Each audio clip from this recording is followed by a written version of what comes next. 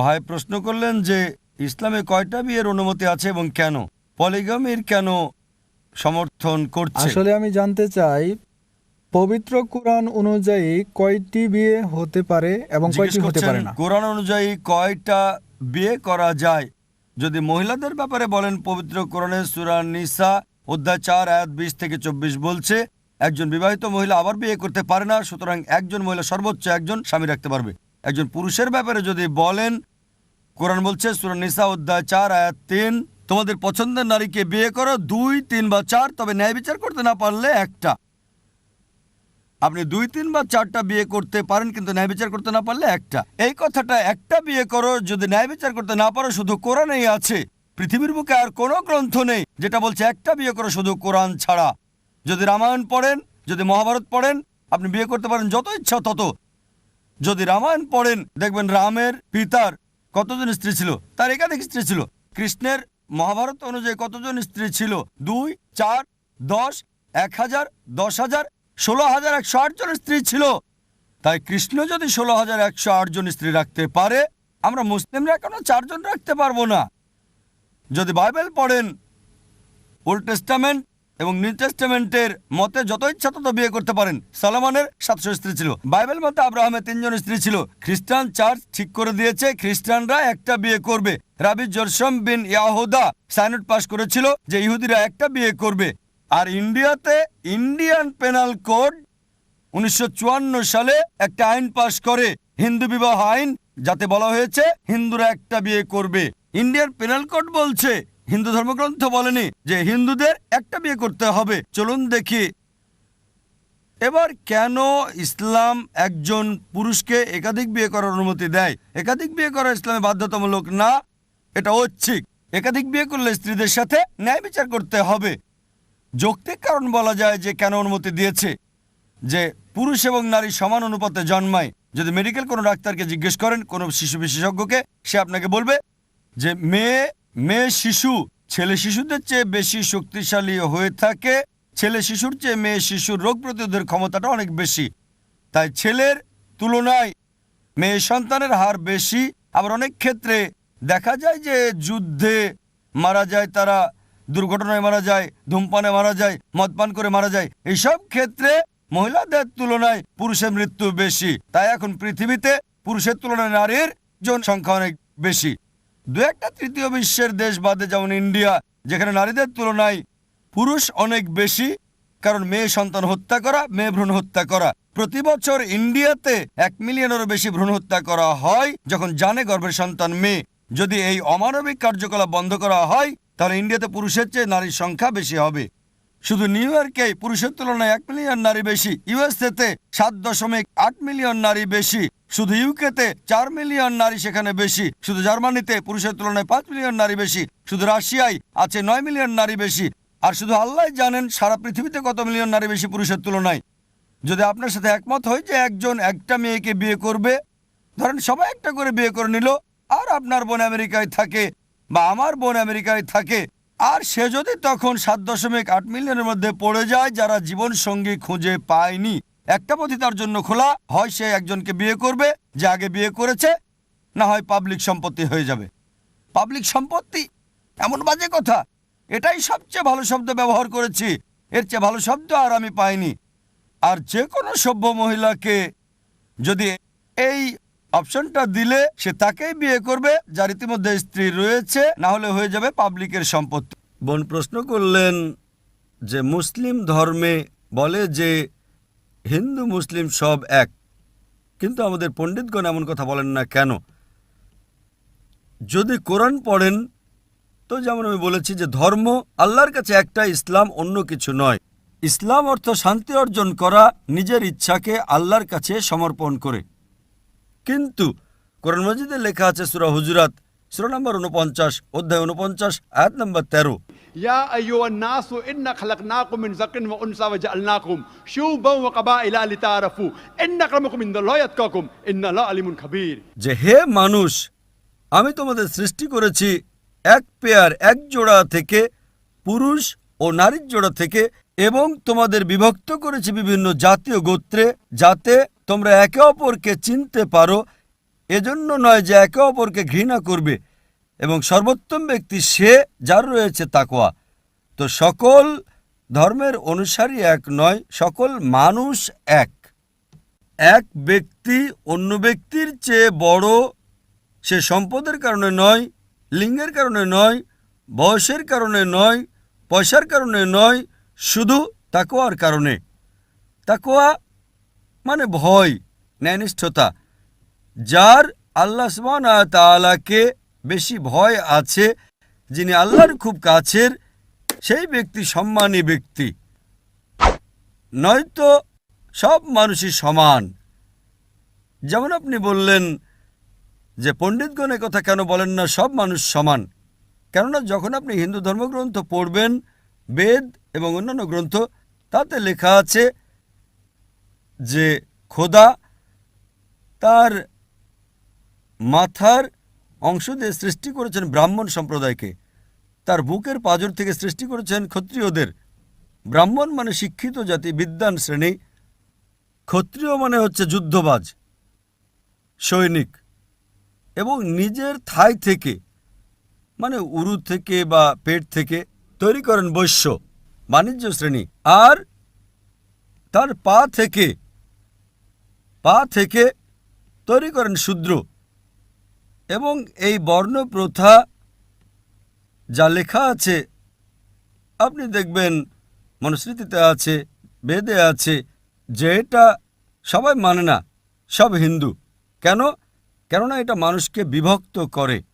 আমাদের ইসলাম ধর্মে সকল মানুষ, হোক ফর্সা বা কালো, ধনী বা দরিদ্র, রাজা বা ফকির, আল্লাহর কাছে মানুষ সমান। বড় হয় তখনই যখন তাকওয়া ভালো হয়, তো সে খুব ভালো মানুষ। তাই আমরা মানি যে পয়সার দ্বারা বা রঙে বা জাতমর্যাদায় মানুষ জান্নাতে যেতে পারবে না। এ ব্যাপারে আপনি যদি আরও জানতে চান তা আমার আলোচনা শুনতে পারেন। হিন্দু ধর্ম ও ইসলামের সাদৃশ্যতা এবং বর্ণপ্রথা সম্পর্কে আরও বিস্তারিত সেখানে পাবেন। আশা করি উত্তরটা পেয়েছি। আমার নাম গায়ত্রী, আমি ছাত্রী। আমার প্রশ্ন এই যে আমার বান্ধবী বলেছিল আমাকে যে যা কোরআনে আছে তা সবই সঠিক এবং আমি তা মানি এবং সকল ধর্ম মানি। কিন্তু আমার প্রশ্ন এই যে আমার বান্ধবী বলেছিল যে আমরা হিন্দুরা ভগবানকে যে পূজা করি, যে আমরা যে মূর্তি পূজা করি যা পাথরের বানানো, কিন্তু আমার বান্ধবী বলে যে তা তো শুধু পাথর, ও তোমাকে কিছুই দিতে পারবে না। তুমি যত ভালো কিছুই চাও না কেন সে তোমাকে কিছুই দেবে না। এজন্যই তুমি আমাদের যে কোরআন শরীফ আছে তুমি তা পড়ো এবং তোমার তা ভালো লাগবে। তখন আমি বলি যে শৈশবে আমার মা বাবা যা শেখালেন, তারা যে শেখালেন যে ভগবান আছে, প্রত্যেক ধর্মের সকল মা বাবাই তো তাদের বাচ্চাদের তা শিক্ষা দেন। যে ধর্মই হোক না কেন সে ব্যাপারে তারা জ্ঞান দেন, তা তো ভালোই, আমাদের শিক্ষকও সে জ্ঞান দেন। কিন্তু যারা বাচ্চা তারা তো তাদের মা বাবা আর শিক্ষককেই অনুসরণ করে। আমিও এমনটাই করছি। কিন্তু আমার বান্ধবী যে বলে যে এটা অন্যায়, তুমি তোমার পাথরের কাছে যাই চাও সে কিছুই দেবে না, আমরা আল্লাহকে এক মেনে চাইলেই তিনি সব কিছু দেবেন। বোনের প্রশ্ন হচ্ছে যে তিনি হিন্দু মূর্তি পূজা করেন, তার মুসলিম বান্ধবী বলেছেন যে মূর্তি পূজা করো না, এটা অন্যায়, এক ভগবানকে মানো, এক খোদাকে মানো। কিন্তু এই বোন বলেন যে আমি আমার মায়ের কথা মানব না, বাবার কথা মানব না, গুরুর কথা মানব না, বান্ধবীর কথা মানব। বোন, সবচেয়ে বড় গুরু হচ্ছেন ঈশ্বর, সবচেয়ে বড় গুরু আল্লাহ। আপনি না বান্ধবীর কথা মানেন না বাবা মার কথা মানেন, ঈশ্বরের কথা মানবেন।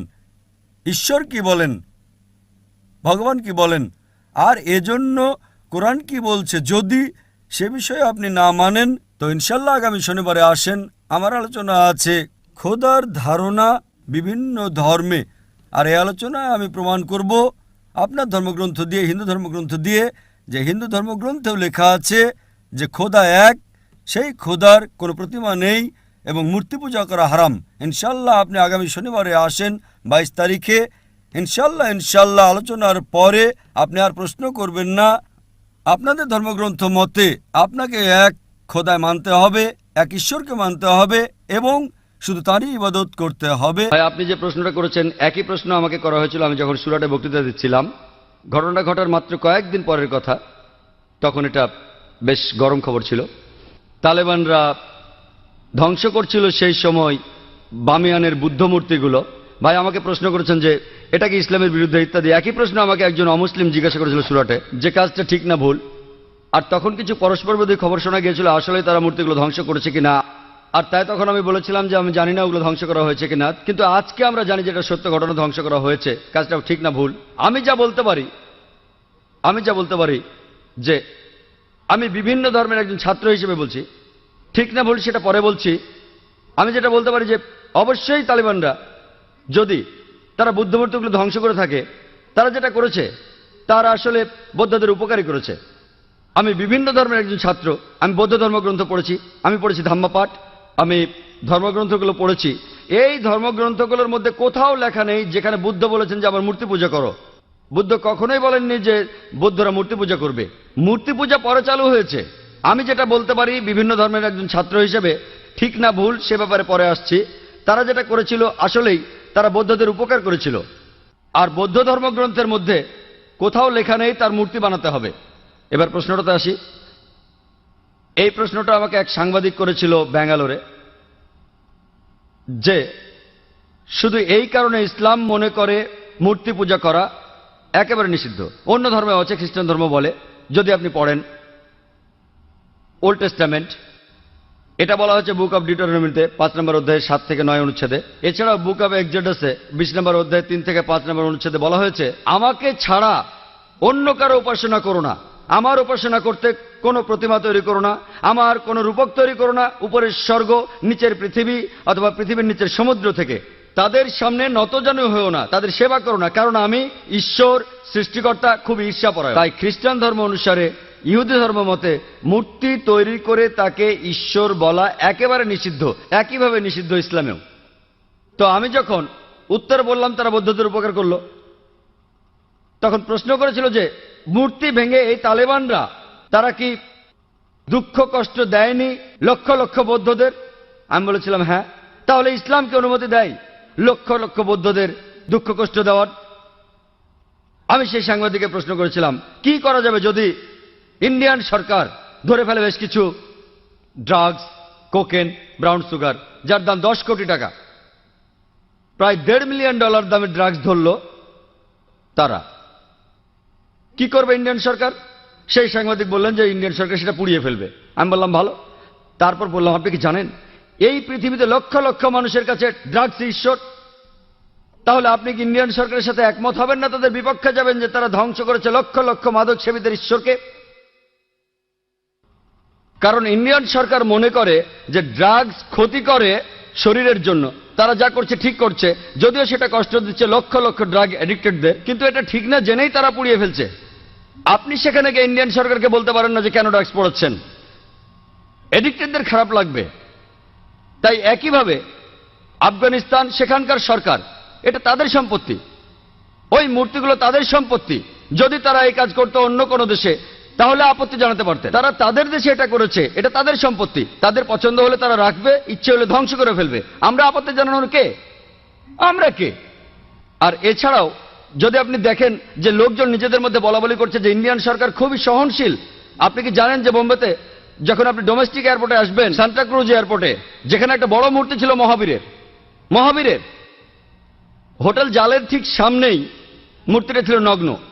তারপর লোকজন আপত্তি জানালো, তখন মূর্তিটার সামনে একটা দেয়াল তুলে দেয়া হলো। তারপর কয়েক মাস পরে তারা সরিয়ে ফেলল মূর্তিটা। এই একই লোকগুলি যারা আপত্তি জানালো মূর্তির ব্যাপারে, সেই লোকগুলো নিন্দা জানাচ্ছে আফগানিস্তানকে। কেন? একই লোকগুলো আপত্তি জানালো রাস্তার উপর একটা মূর্তির ব্যাপারে। দেখলেন? আপনি কি জানেন ইন্ডিয়াতে জৈন ধর্মের অনুসারীর সংখ্যা আফগানিস্তানের বৌদ্ধদের চেয়ে বেশি? তাই যখন বোম্বের সরকার সেই মূর্তিটাকে সরিয়ে ফেললো, যাকে মনে করা হয় ঈশ্বর, যাকে মনে করেন তীর্থঙ্কর জৈনরা, আর জৈন ধর্মের অনুসারীর সংখ্যা ইন্ডিয়াতে যারা আছে আফগানিস্তানের বৌদ্ধদের চেয়ে বেশি, সেই সময় কি আপত্তি তোলেনি? আর যখন আফগানিস্তান সরকার এটা করছে তখন আপনি আপত্তি জানাচ্ছেন কেন? এই দুই মুখ নীতি। কারণটা হচ্ছে ওয়ার্ল্ড ব্যাংক। জৈনরা কি দুঃখ পায়নি যখন জৈনরা একটা মূর্তি রাখলো মহাবীরের, যাকে তারা মনে করে তীর্থঙ্কর, আপনি কেন আপত্তি জানাবেন? ঠিক তখনই সবাই বলে উঠলো যে সরাতে হবে মূর্তিটা, সরাতে হবে মূর্তিটা। আর সেই লোকগুলোই আপত্তি আর নিন্দা জানাচ্ছে, কেন তোমরা ধ্বংস করলে বামিয়ানদের বুদ্ধ মূর্তিগুলো? দুমুখ নীতি। আর তাই আমাদের মানুষ হিসাবে নেওয়া উচিত একমুখ নীতি। এক একবার এক এক রূপ ধারণ করা, এই নিয়ম ভালো না। আমি যেটা মনে করি এটা তাদের সম্পত্তি। ধরেন একজন অমুসলিম একটা বাড়ি কিনলো, সেই ঘরের মধ্যে খোদাই করা আছে কাবা শরীফ, ধরেন কাবা শরীফ। যদি সেই অমুসলিম কাবা শরীফ পছন্দ না করে আর সেটা ঢেকে ফেলে, কে আপত্তি জানাবে? যদি কেউ, আর বিশ্বাস করেন, যদি কোনো মুসলমান যদি সে তৈরি করে কোন মূর্তি মোহাম্মদ সাল্লাল্লাহু আলাইহি সাল্লামের, আপনি যদি সেই মূর্তি ধ্বংস করেন, সারা বিশ্বের মুসলমান যদি আপনার বিপক্ষে থাকে, আমি ডাক্তার জাকির নায়েক আপনার পক্ষে থাকবো। কারণ মোহাম্মদ সাল্লাল্লাহু আলাইহি সাল্লামের মূর্তি তৈরি করা সম্পূর্ণ নিষেধ। যদি কোনো মুসলমান পাগল মোহাম্মদ সাল্লাল্লাহু আলাইহি সাল্লামের মূর্তি তৈরি করে এবং তার পূজা করে, আর আপনি একজন অমুসলিম যিনি ইসলাম সম্পর্কে জানেন, আপনি যদি সেই মূর্তি ধ্বংস করেন, যদি সারা বিশ্বের মুসলমান আপনার বিপক্ষে থাকে, আমি ডাক্তার জাকির নায়েক আপনার পক্ষে থাকবো। ভাই সাহেবের প্রশ্ন, আলহামদুলিল্লাহ, হিন্দু ধর্মে শান্তি ছিল না, পরে খ্রিস্টান ধর্ম গ্রহণ করেন। প্রথমে ভালো লাগে, বাইবেল পড়েন, জানলেন যে অনেক বিশৃঙ্খলা আছে, ছেড়ে দিয়ে পরে মুসলমান বন্ধু বলেন একটা সূরা পড়েন, সূরা ইখলাস, এবং এত খুশি হন যে ইসলাম ধর্ম গ্রহণ করেন। 3-4 বছর আগে আল্লাহ তাকে উত্তম প্রতিদান দিন, এবং কিছু বদভ্যাস ছিল তার, যা তারপরও করছিলেন। বন্ধুরা বললে বদভ্যাস ছেড়ে দেন, আলহামদুলিল্লাহ। এখন তিনি জানতে চান একটা প্রশ্ন, যে কোরআন মাজিদে লেখা আছে নেশা হারাম, তো নেশার সাথে সাথে পান করা, চরস, গাঁজা এগুলো হারাম কিনা? কোরআন মাজিদে লেখা আছে সূরা মাইদা সূরা নম্বর 5 আয়াত নম্বর 90, या लज़ीना आमनू इन्नमल खम्रु वल मैसरू वल अनज़ाबु वल अज़लामु रिज्सुम मिन शैतान फाज्तनिबू लअल्लकुम तुफ्लिहून।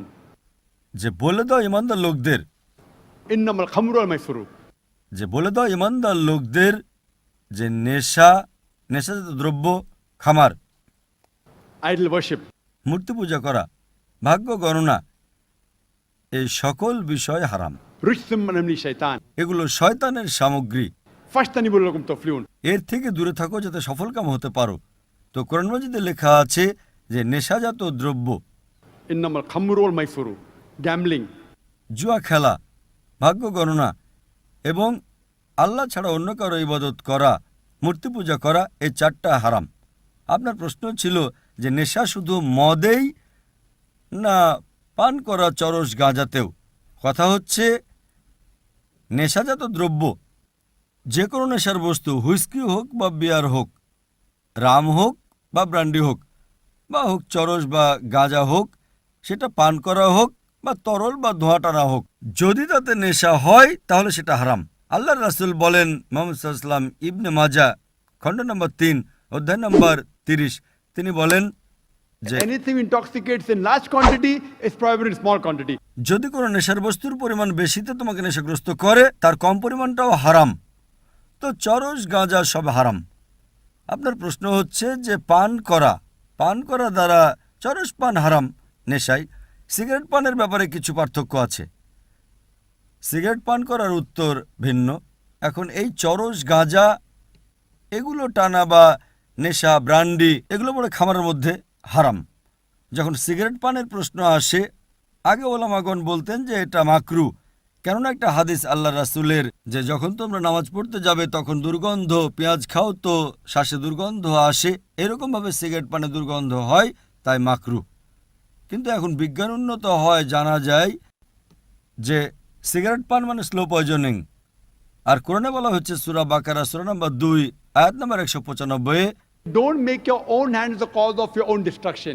তুমি তোমার নিজের হাতে নিজের কবর খুঁড়িও না, নিজেকে হত্যা করো না, নিজের হাতে নিজের কবর খুঁড়ো না, এটা নির্দেশিকা। Don't make your own hand the cause of a destruction. নিজের হাতে নিজের ধ্বংস করো না। তো তাতে জানা যায় যে সুইসাইড, আত্মহত্যা করা হারাম। বর্তমানে বিজ্ঞান উন্নত হয়, এটা জানা যায় যে মদের পর দ্বিতীয় যে বড় ক্ষতির কারণ স্বাস্থ্যের জন্য তা সিগারেট পান, ধূমপান, তামাক, যে কোনো অবস্থায় তামাক। এবং WHO মতে প্রতি বছর 40 লাখ লোক শুধু মারা যায় সিগারেট পান করে, তামাকে 40 লাখ, এবং তাতে অনেক রোগ হয়। আমার আলোচনা শুনতে পারেন। Dietary laws of Islam. এজন্য 400-র বেশি ফতোয়া আছে মিশরে, সৌদি আরবে বহু ওলামাদের যারা বলেন সিগারেট পান হচ্ছে স্লো পয়জনিং, এই জন্য তা হারাম। তো নতুন ফতোয়া সিগারেট পানও হারাম এবং নেশাগ্রস্ত অবস্থায় ব্র্যান্ডি, ওয়াইন ইত্যাদি চরস গাঁজা অবশ্যই নিঃসন্দেহে তা হারাম। আশা করি উত্তরটা পেয়েছি।